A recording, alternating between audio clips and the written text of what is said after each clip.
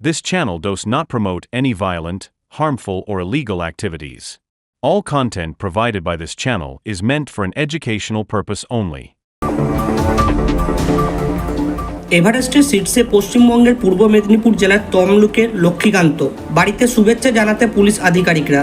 মনোবল ও সাহসিকতার চূড়ান্ত পরীক্ষা উত্তীর্ণ হয়ে এভারেস্ট শৃঙ্গ জয় করলেন পশ্চিমবঙ্গ সশস্ত্র পুলিশের ৩য় ব্যাটালিয়নের কনস্টেবল লক্ষ্মীকান্ত মণ্ডল। সোমবার সকাল 8:30 নাগাদ বিশ্বের সর্বোচ্চ শৃঙ্গে পা রাখেন তিনি।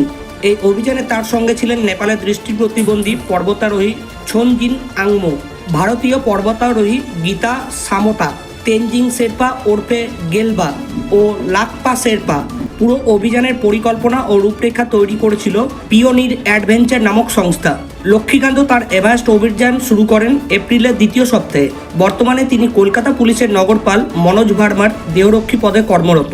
যাত্রার প্রাককালে নগরপাল সহ অন্যান্য পদস্থ অফিসাররা তাকে শুভেচ্ছা জানান। সোমবার সকালে তার শৃঙ্গজয়ের বার্তা গ্রামে পৌঁছানোর পর আনন্দে ভেসে ওঠে গোটা এলাকা। পূর্ব মেদিনীপুর জেলা পুলিশের পক্ষ থেকে তৎক্ষণাৎ তার বাবা মাকে সংবর্ধনা জানানো হয়। উপস্থিত ছিলেন তমলুক মহকুমার পুলিশ আধিকারিক আফজল আবরার, তমলুক থানার আইসি সুভাষচন্দ্র ঘোষ।